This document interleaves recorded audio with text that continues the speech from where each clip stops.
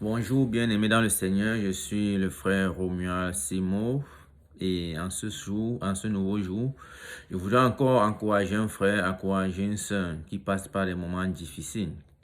Je voudrais encourager un frère, encourager une sœur, m'encourager moi-même dans la vie. À certains moments, on passe par des moments difficiles et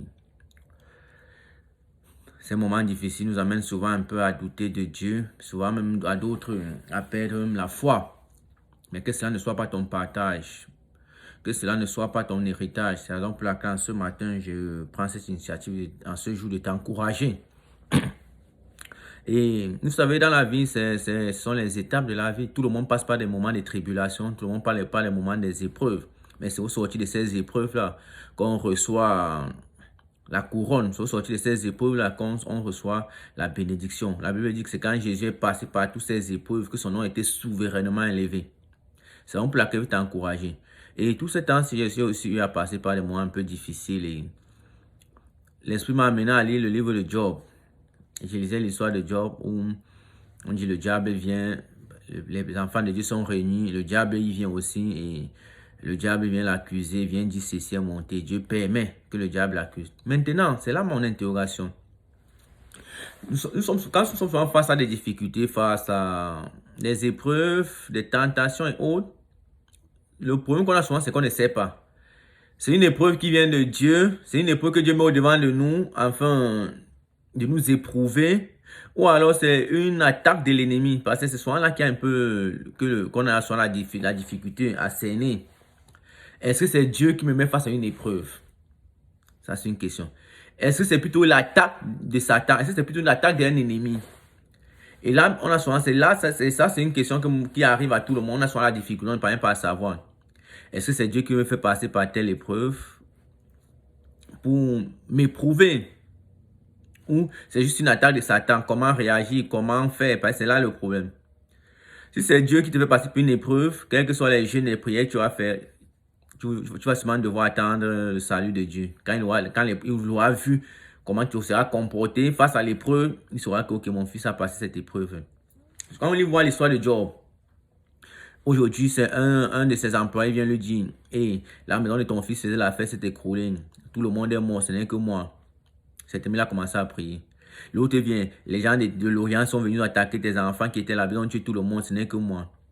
On ne dit pas sur la longueur en combien de temps ça s'est passé, mais tous les moments, c'est constamment, il avait les épreuves qui venaient. Forcément, quand la première épreuve est arrivée, cet homme s'est mis à prier au Seigneur. Après, tout le monde, tous les épreuves qu'on continue à venir, tout le monde, toute sa famille est mort, excepté sa femme.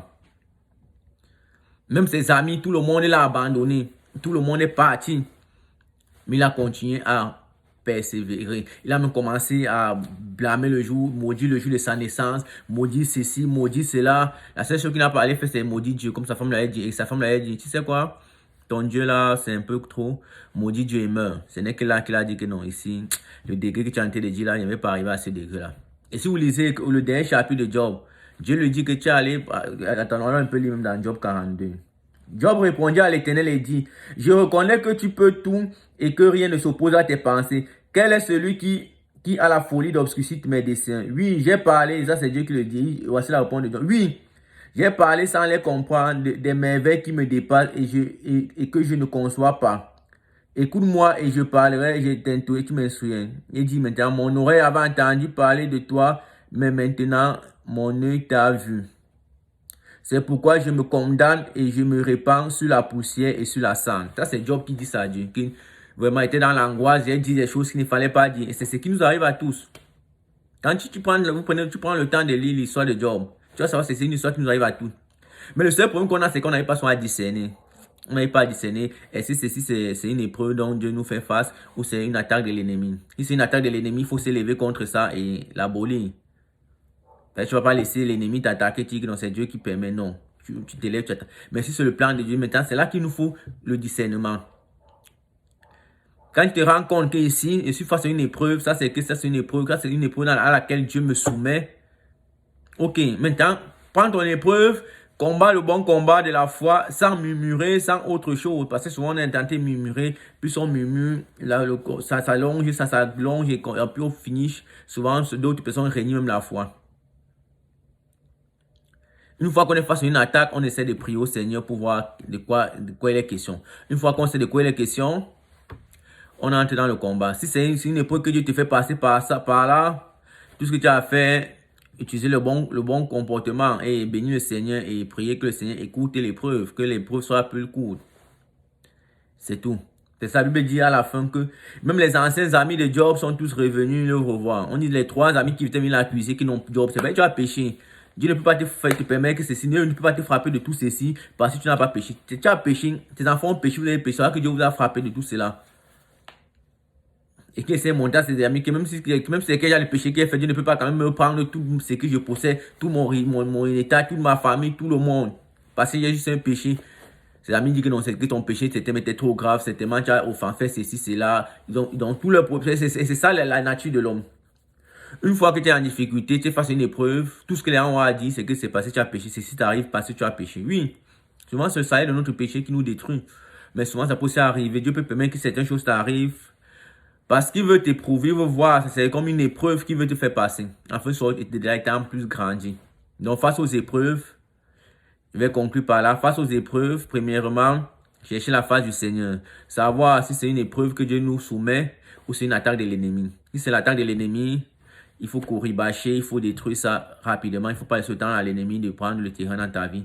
Parce que sur la croix, Jésus-Christ nous a donné la victoire depuis. Si c'est maintenant une épreuve dont le Seigneur ne te fait pas, utilise la bonne méthode. Prends appui sur l'histoire de Job. Tu te prends appui, tu pries, tu intercèdes que l'histoire s'accourt. La bonne nouvelle, c'est que la Bible dit, dans la fin, on dit, allons-y au verset 11. Job 42, verset 11. Les frères, les sœurs et les anciens amis de Job vinrent tous le visiter et ils mangeaient avec lui dans sa maison. Ils le plaignirent et le consolèrent de tous les malheurs que l'Éternel avait fait venir sur lui. Et chacun lui donna un quesita et un anneau d'or. Vous savez que les frères de Job, ses sœurs, ses amis, tout le monde l'avait désisté. Mais quand Dieu a commencé à le rétablir, c'est là qu'ils sont venus le voir. La Bible dit, verset 12, « Pendant ces dernières années, Job reçut de l'Éternel plus de bénédictions qu'il n'en avait reçu dans les premières. Il possédait 14 millions, on commence à citer sa fortune. » On dit même que les nouveaux enfants que Dieu a encore donné à Job, 10 enfants, 3 filles et 7 garçons, étaient les plus beaux de la contrée. On dit que la Bible, il n'y avait pas dans tout le pays d'aussi belles femmes que les filles de Job.